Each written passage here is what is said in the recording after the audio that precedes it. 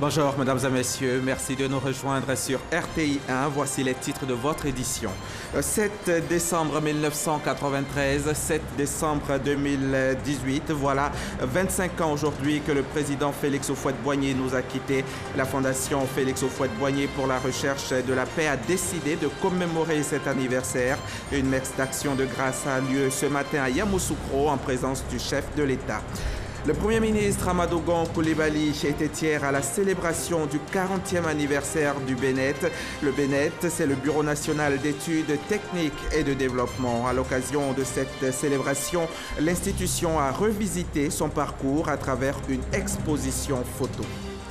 À la veille de l'acte 4 de la mobilisation des Gilets jaunes, le ministère français de l'Intérieur met la dernière main à sa stratégie de maintien de l'ordre pour une journée de samedi à très haut risque. Renforts policiers, musées et boutiques des Champs-Élysées fermés.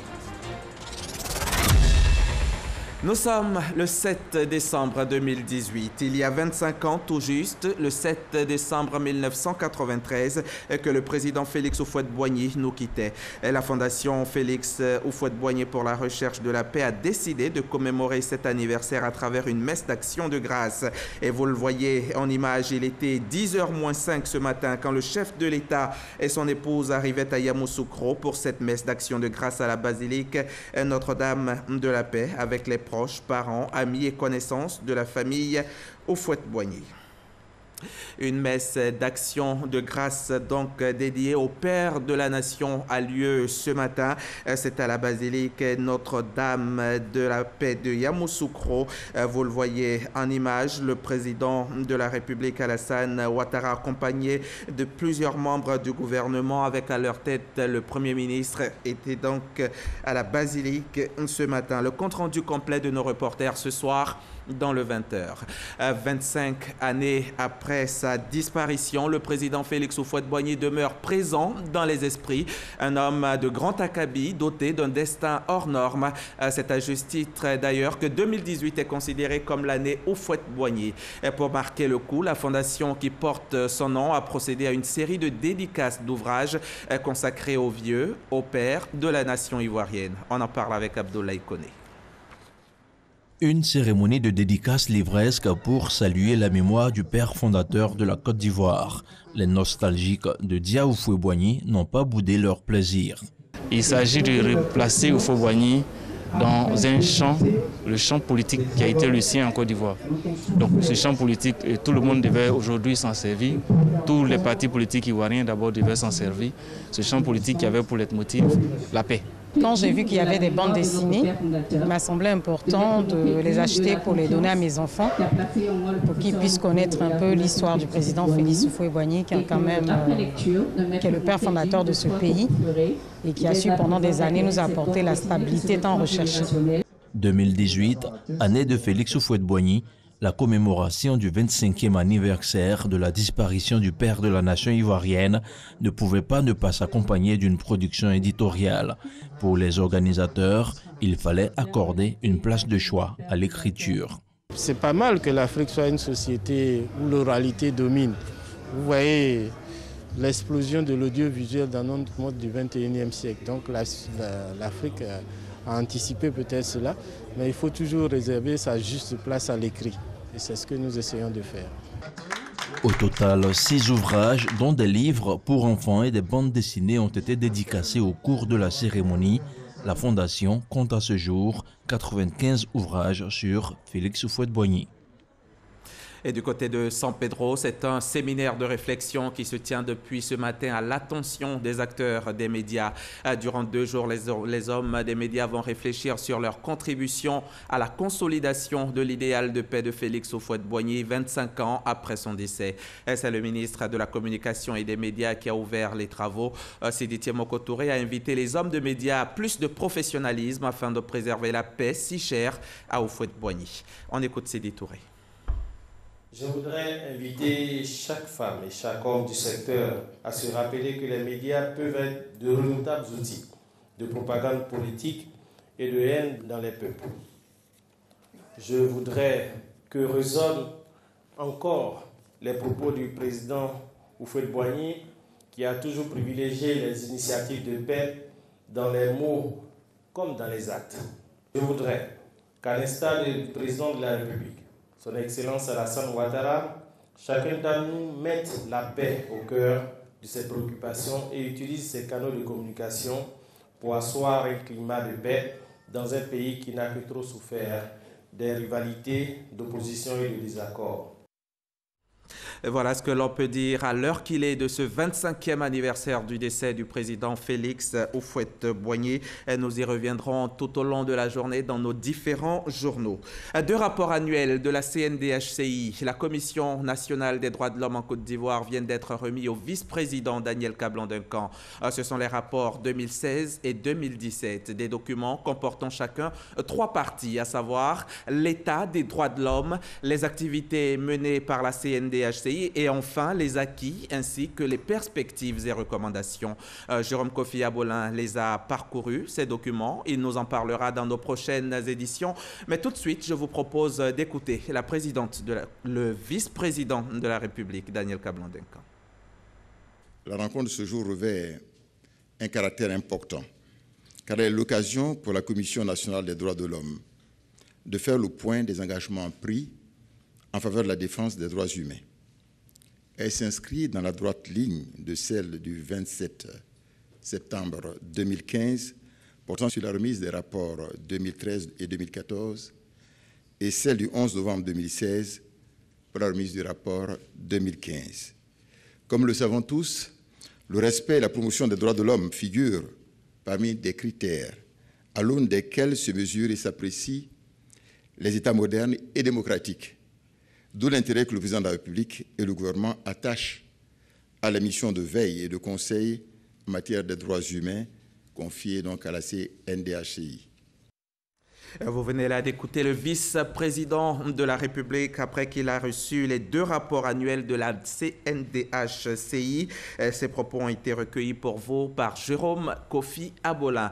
Pour revenir à Houphouët-Boigny, c'était un bâtisseur au service de son pays. Une des qualités reconnues à l'ancien président de la République. Visionnaire, il a passé sa vie à construire cette Côte d'Ivoire. Aujourd'hui, poumon de l'UEMOA. Entre autres réalisations, le BNET, le Bureau national d'études techniques et de développement. C'était il y a 40 ans. En créant le BNET, Houphouët-Boigny rêvait de doter la Côte d'Ivoire d'infrastructures modernes, dignes des pays industrialisés, et cela dans tous les domaines de développement. Aujourd'hui, le bureau a donc 40 ans. À l'occasion de cette célébration, l'institution a revisité son parcours à travers une exposition photo. Un moment de souvenir auquel a pris part le Premier ministre Amadou Gon Coulibaly, lui-même ancien travailleur de la structure. D'Antoine Césareo Akinapara Coulibaly, de la direction du contrôle des grands travaux au Bureau national d'études techniques et de développement, BNET. Une aventure de 40 années, bâtie à travers des ponts, des barrages, des hôpitaux, des lieux de culte aux dimensions imposantes, où prouesses techniques et humaines s'illustrent. En témoigne, pour ne citer que cela, le pont d'Alépé, la route à Boisseau-Noé, les tours administratives du plateau, le projet Soja, les grandes écoles de Yamoussoukro, la basilique Notre-Dame de la Paix de Yamoussoukro, la mosquée de la Rivière à Golfe, le CHU de Yopougon, le lycée professionnel de San Pedro, la centrale thermique d'Azito, les travaux de réhabilitation de l'aéroport Félix Houphouët-Boigny d'Abidjan. Des réalisations qui ont marqué l'histoire de la Côte d'Ivoire moderne, modèle de réussite et locomotive de la sous-région. Des réalisations qui s'exportent et façonnent également les terres africaines. Depuis 2004, le BNET est aussi une expertise en Afrique. J'en veux pour preuve la centrale thermique de Maria-Gleta au Bénin, la cathédrale de Mongomo en Guinée équatoriale ou la route de Baoro-Bois en Centrafrique. Il a participé à asseoir la réputation de ce pôle d'expertise de haut niveau. Il y a près d'un quart de siècle, le Premier ministre Amadou Gon Coulibaly a parcouru toutes les allées du Bureau national d'études techniques et de développement.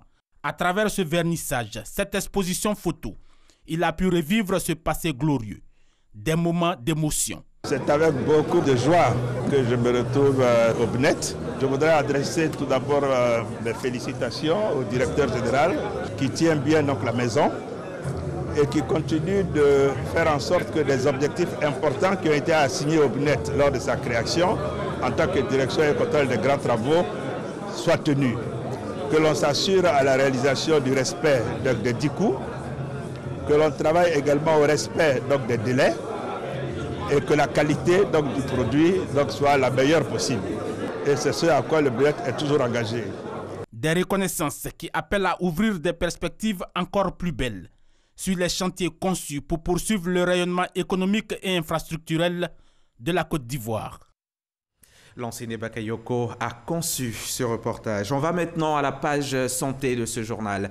Dans le cadre de l'édition 2018 de sa campagne de vaccination gratuite contre la fièvre typhoïde, la Fondation Children of Africa de la première dame Dominique Ouattara a sillonné récemment le district d'Abidjan. Lors de leur passage dans les différents quartiers, les équipes médicales de la Fondation se sont donc vacciné des milliers d'enfants. Ils ont reçu des doses de vaccins contre la fièvre typhoïde. Le témoignage de Mahama Traoré. Les enfants âgés de 3 à 15 ans étaient concernés par cette campagne de vaccination gratuite contre la fièvre typhoïde. Lancée par la première dame Dominique Ouattara le 23 novembre dernier dans la commune d'Atekoubé, la campagne a aussi sillonné les communes de Yopougon, de Cocody et d'Abobo. Très commun de ces 4 communes, elles ont toutes été touchées par les inondations survenues en juin dernier lors des pluies diluviennes.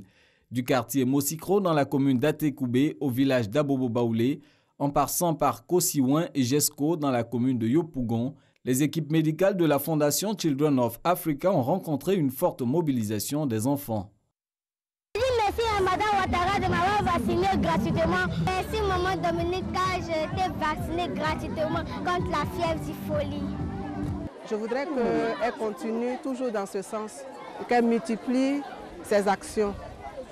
En plus d'injecter gratuitement des doses de vaccins, les équipes médicales de la Fondation Children of Africa ont aussi sensibilisé les parents sur les dangers liés aux maladies des mains sales. Les parents doivent apprendre les mesures d'hygiène aux enfants quand ils arrivent à la maison, leur demander de se laver les mains. Apprendre aux enfants à se laver les mains avant de manger. Apprendre aux enfants à laver les fruits avant de manger. Apprendre aux enfants à se laver les mains après les toilettes. Notons que plus de 10 000 enfants ont été vaccinés gratuitement contre la fièvre typhoïde lors de cette campagne. Le ministre de la Santé et de l'Hygiène publique, lui, a lancé officiellement à Korogo, dans le district des Savanes, une campagne de vaccination contre la méningite. 901 085 enfants de 1 à 4 ans, répartis dans 26 districts sanitaires, sont concernés par cette campagne qui se situe 3 mois seulement après l'introduction du vaccin contre la méningite A dans le programme élargi de vaccination de routine. Le reportage de Kader Sogodogo, notre confrère de RTI Boaké. Le programme élargi de vaccination PEV a introduit dans la vaccination de routine depuis le 1er août 2018 le vaccin contre la méningite. 3 mois après, Korogo, Espace Nangenka, Balafon et autres danses du terroir sénoufo mobilisés pour accueillir un hôte de marque, le ministre de la Santé et de l'Hygiène publique, Eugène Aka Aoulé, présent pour lancer la campagne de vaccination gratuite contre la méningite A. Un engagement du gouvernement ivoirien et de ses partenaires qui vise à assurer une couverture vaccinale efficace contre cette maladie. Située dans la ceinture africaine de la méningite, la Côte d'Ivoire a connu entre 2004 et 2012 plusieurs épidémies de méningite à méningocoque A. Cette maladie grave a fait de nombreuses victimes. Bien connue par les populations du Nord, la méningite survient surtout pendant la saison sèche, comme c'est le cas maintenant, et se manifeste par la fièvre, par les maux de tête, par les raideurs de la nuque et les troubles de conscience. 901 085 enfants de 1 à 4 ans répartis dans 26 districts sanitaires sont concernés par cette campagne qui bénéficie encore une fois du soutien des partenaires tels que l'UNICEF. C'est le lieu de saluer l'engagement du chef de l'État et du gouvernement ivoirien en faveur de la vaccination et du bien-être des enfants. Le système des Nations Unies et de tous les autres partenaires techniques et financiers continuant d'apporter son appui aux autorités sanitaires ivoiriennes dans le cadre du renforcement de la vaccination de routine. La campagne de vaccination contre la méningite A court jusqu'au 12 décembre 2018. La méningite est une maladie très grave et contagieuse qui peut entraîner de graves lésions du cerveau. On meurt de cette maladie dans 50% des cas. La vaccination reste le seul moyen efficace pour l'éviter. Et nous partons du district des Savanes pour la région de Bonkani, où une importante quantité de sucre de contrebande évaluée à 60 tonnes a été saisie récemment à Bouna, dans la région donc du Bonkani. Cette saisie, c'est l'œuvre de la direction régionale des douanes d'Abengourou. Jean-Jacques Kwameala. C'est aux environs de 2 h du matin à Varbo, localité située à environ 40 km de Bouna, que les agents des douanes de la direction régionale d'Abengourou ont arrêté les contrebandiers qui tentaient de faire entrer illicitement sur le territoire ivoirien à partir du Burkina Faso 60 tonnes de sucre en provenance du Brésil. Le mode opératoire stockait la marchandise du côté de la frontière du Burkina avant de l'acheminer par des camions en Côte d'Ivoire. Informés, les agents des douanes ont élaboré une stratégie qui a permis d'arrêter 3 camions chargés de sucre. Ces camions sont bloqués à la brigade mobile de Bouna. Le sucre a été acheminé et stocké à la Direction générale des douanes pour nécessité d'enquête. Naturellement, le sucre, c'est du sucre de contrebande. Donc, c'est la marchandise dont l'importation est interdite à titre absolu. On s'est rendu compte qu'il y avait beaucoup de trafic sur le sucre, notamment du sucre en provenance du Brésil, mais qui était stocké dans les pays voisins, notamment au niveau du Burkina et du Ghana, mais qu'on faisait rentrer par petites quantités en contrebande. Soit que fort de la stratégie qui a été mise en place par nos collaborateurs, nous avons pu interpeller les individus qui étaient à bord de ces camions-là. Et sur instruction de la hiérarchie, nous avons pris les dispositions qui s'imposaient en la matière. Les auteurs de cette contrebande de 100 tonnes de sucre seront poursuivis pour infraction aux dispositions du Code des douanes et payeront à l'État une amende d'environ 160 millions de francs CFA. La Côte d'Ivoire aspire à une industrialisation véritable et transformer 50% des produits agricoles d'ici 2030. C'est l'objectif affiché du gouvernement. C'est dans cet élan que le CDT s'inscrit. Entendez, le centre de démonstration et de promotion de technologie qui a ouvert ses portes hier jeudi aux transformateurs et aux inventeurs. Cela pour tenter de vulgariser les technologies dans le secteur agricole, faciliter les achats et surtout discuter coût des unités de transformation. Francis Boifo y était pour RTI 1. Des unités de production et des produits agricoles exposés au centre de démonstration et de promotion de technologie CDT à Biétry dans la commune de Marcory. Nous sommes à la 5e édition des Journées des métiers de la transformation. Permettre aux financiers de venir déployer leurs dispositifs, de venir dire ce qu'ils savent faire, ce qu'ils peuvent faire, pour les plus petits porteurs aux plus grands porteurs. Et permettre aux porteurs de poser toutes les questions, de soumettre toutes leurs préoccupations aux différents bailleurs. Au-delà de sa mission de vulgarisation de technologie, le CDT entend accompagner la politique nationale d'industrialisation. Sur le terrain, quelques difficultés. Nous transformons l'arachide, le piment, le soumara, le gingembre, le gnagna. Nous avons pu acquérir une petite machine, une petite broyeuse à la maison pour pouvoir broyer nos produits. Mais généralement, nos broyeuses peuvent seulement moudre tous les produits de moins de 30 à 50 kg. Quand j'ai voulu acquérir une machine plus performante, on m'a demandé un montant plus élevé de près de 6 millions. Alors que nous sommes un peu limités dans les moyens. Prix d'achat élevé des machines, donc impossible aux petites et moyennes entreprises PME d'avoir accès à des unités de transformation performantes. Les machines que nous fabriquons, les équipements que nous fabriquons sont faits en inox. C'est ce qui est concernant l'alimentaire. Et l'inox coûte vraiment cher. Alors au niveau financier, quand il n'y a pas de soutien financier, de moyens financiers, il est vraiment difficile de se procurer ces genres de matières-là pour faire le travail. Dans le cadre de la convention que nous avons avec Coris Bank, c'est 10 milliards pour lesquels une première tranche de 2,5 milliards permettent à tous ces transformateurs également de pouvoir avoir accès à des financements. Ces financements sont pour des unités de petite taille, puisqu'ils varient d'1 million à 50 millions. Objectif avant 2030, transformer localement 50% des produits agricoles ivoiriens pour rendre l'économie dynamique et compétitive. Et parmi les acteurs, les entrepreneurs locaux, il faut compter avec les femmes, des femmes qu'il est important d'appuyer. C'est ce qu'a compris le secrétaire d'État chargé de la promotion des PME. Félix Anoblé a procédé hier à une remise de chèques à 100 femmes entrepreneurs. Des chèques qui varient entre 2 et 50 millions de francs CFA pour un montant total attribué d'1,267 milliard. Cette cérémonie s'inscrit dans le cadre de la convention signée en février 2017 entre l'État ivoirien et le gouvernement du Maroc pour appuyer l'entrepreneuriat féminin. On en sait plus avec Nadia Idja et Justine Seydjike. Plus d'1,2 milliard de francs CFA octroyés ce jour à 100 femmes entrepreneurs ivoiriennes. Elles ont reçu des chèques allant de 2 à 50 millions de francs CFA pour redynamiser leurs activités. Une initiative qui s'inscrit dans le cadre de la convention signée entre la Côte d'Ivoire et le Maroc et qui a permis de mobiliser 5 milliards de francs CFA pour appuyer l'entrepreneuriat féminin. On constate sur le terrain que ces financements ont permis à nos clientes de renforcer leurs activités, voire de créer des activités nouvelles, avec création d'emplois également. Cette remise de chèques, la 4e du genre, vient soulager ces femmes dans leur quête de financement. Nous aimerions vous rassurer que nous respecterons avec rigueur les échéances de remboursement. Nous avons une grande ambition, c'est celle d'être une génération de femmes entrepreneurs qui va contribuer avec efficacité au renforcement du tissu économique de la Côte d'Ivoire. Depuis le début du projet en 2017, 180 femmes ont pu bénéficier de ce fonds pour un montant global estimé à plus de 2 milliards 500 millions de francs CFA, un taux satisfaisant de 51% d'absorption qu'il faut continuer à accroître. Pour l'ensemble des femmes, il s'agit de vous encourager à persévérer dans l'effort, afin de vous démarquer comme celles que nous célébrons ce jour. Vous en avez les aptitudes et les capacités.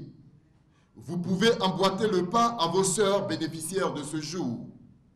Si elles ont pu, pourquoi pas vous? D'ici à la fin du premier trimestre de l'année prochaine, l'État prévoit étendre le projet à 5 localités de l'intérieur du pays. Pour bénéficier de ce fonds remboursable avec un taux d'intérêt de 8%, il faut être constitué en entreprise légale, soumettre un plan d'affaires et des documents financiers et comptables au secrétariat d'État. Les efforts du gouvernement se poursuivent et c'est dans tous les domaines. Le ministère de la fonction publique, lui, veut une administration publique forte avec des pratiques de bonne gouvernance bien assimilées.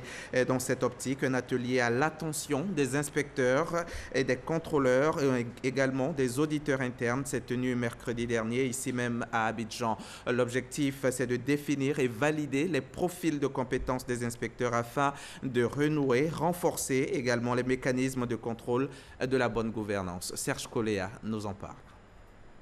Inspecteurs, contrôleurs et auditeurs internes font partie des corps de contrôle de l'administration publique ivoirienne. Cependant, il n'existe pas un véritable profil de compétences pour accéder à ces différentes fonctions. Résultat, le contrôle de la gestion des finances et de l'administration manque d'efficacité. Il faut un profil de compétences qui on peut nommer inspecteur, contrôleur, auditeur. Tout ça fait partie de l'efficacité même de l'administration.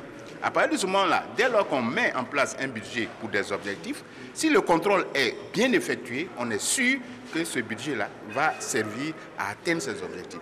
Et si partout, dans toute l'administration, nous atteignons nos objectifs, c'est, n'est-ce pas, le développement qui s'annonce. Le présent atelier vise à valoriser l'exercice des fonctions d'inspecteur, de contrôleur et d'auditeur pour une meilleure gouvernance. Le contrôle est un élément dissuasif de mauvaise gestion. C'est un élément qui précède la bonne gestion. Partout où vous savez qu'il est possible de vous contrôler, vous êtes obligé de bien faire. C'est la raison pour laquelle ces personnes qui exercent ce métier doivent bien sûr voir leur métier se revaloriser pour bien l'exercer dans des conditions adéquates et appropriées. la Haute Autorité pour la bonne gouvernance, les inspections générales d'État, des finances et des ministères participent à cette rencontre interministérielle. Les participants vont notamment étudier 2 avant-projets de décret relatifs au corps de contrôle. On l'appelle désormais Nanan Osei Kofi II, le nouveau chef du village d'Adaou, le 15e chef de ce village qui vient d'être intronisé. La cérémonie s'est tenue en présence de plusieurs autorités administratives et coutumières, parmi lesquelles des chefs sénoufos venus du nord de la Côte d'Ivoire. Nanan Osei Kofi II a reçu officiellement sa lettre d'attribution. C'était en présence de notre équipe de reportage. Une ambiance rythmée par le son du tam-tam et des chants. C'est la fête à Adaou dans le royaume de l'Indénie. Le village accueille son nouveau chef.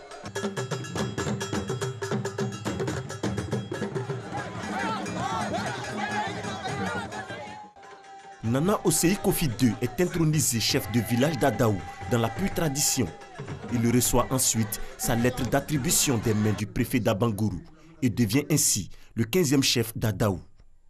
Je voudrais, au nom du monsieur le ministre de l'Intérieur et de la Sécurité, vous remettre votre arrêté de nomination en qualité de chef de village représentant l'administration dans le village, avec tout ce qu'il y a comme attribution et responsabilité. Félicitations une fois de plus.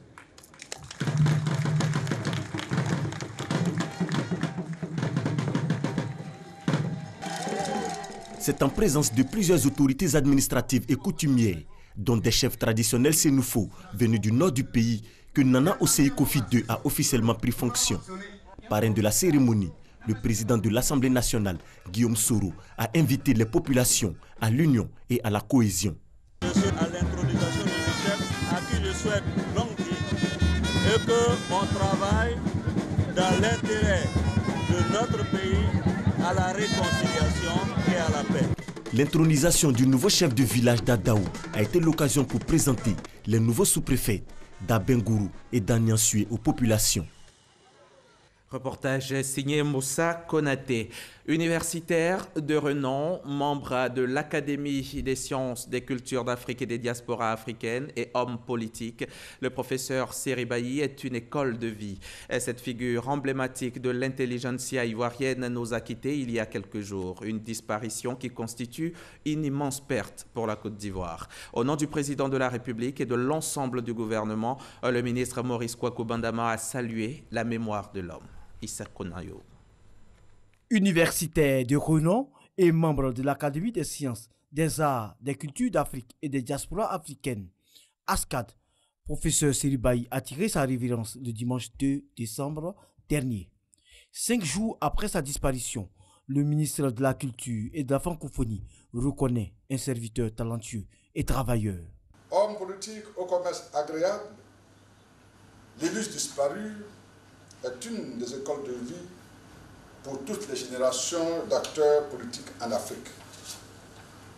Homme de grande ouverture, il était un défenseur des rencontres franches, celles qui, au-delà des appartenances politiques, permettent l'élévation des rêves communautaires. Fidèle à ses principes de partage des grandes valeurs sociales et humaines, il a consacré sa vie à enseigner l'humilité, la sobriété, la solidarité et la défense des droits de l'homme. Il est un grand contributeur à la culture de paix et à la vie culturelle de notre pays. Il est également un modèle d'intégrité. L'hommage unanime qui lui est rendu par la population depuis l'annonce de son décès témoigne de la haute qualité de son leadership intellectuel. Homme de valeur et de culture, professeur Seri Bailly a marqué son passage sur Terre avec plusieurs publications, dont la toute dernière, Le Tourou, un chemin vers la sagesse. Issa Chonan, Yeo. À la veille de l'acte 4 de la mobilisation des Gilets jaunes, nous sommes en France. Le ministère de l'Intérieur met la dernière main à la stratégie de maintien de l'ordre pour une journée de samedi à très haut risque. Renforts policiers, musées et boutiques des Champs-Élysées fermés. Les autorités françaises se préparent à l'éventualité d'une très grande violence. Ici en Côte d'Ivoire, vous le savez, nous sommes le 7 décembre 2018, il y a 25 ans tout juste, 7 décembre 1993 que le président Félix Houphouët-Boigny nous a quittés. La fondation Félix Houphouët-Boigny pour la recherche de la paix a décidé de commémorer cet anniversaire à travers une messe d'action de grâce. Et vous le voyez en image, le chef de l'État et son épouse sont arrivés à Yamoussoukro pour cette messe d'action justement qui a lieu en ce moment même à la basilique Notre-Dame de la paix de Yamoussoukro avec les proches, les parents, les amis et les connaissances de la famille Houphouët-Boigny. Et je vous l'ai dit, le compte-rendu vous sera proposé ce soir dans le 20h. C'est ici que l'on referme ce journal. Merci de l'avoir suivi. Vous pourrez le revoir sur notre application RTI Mobile et sur rti.ci.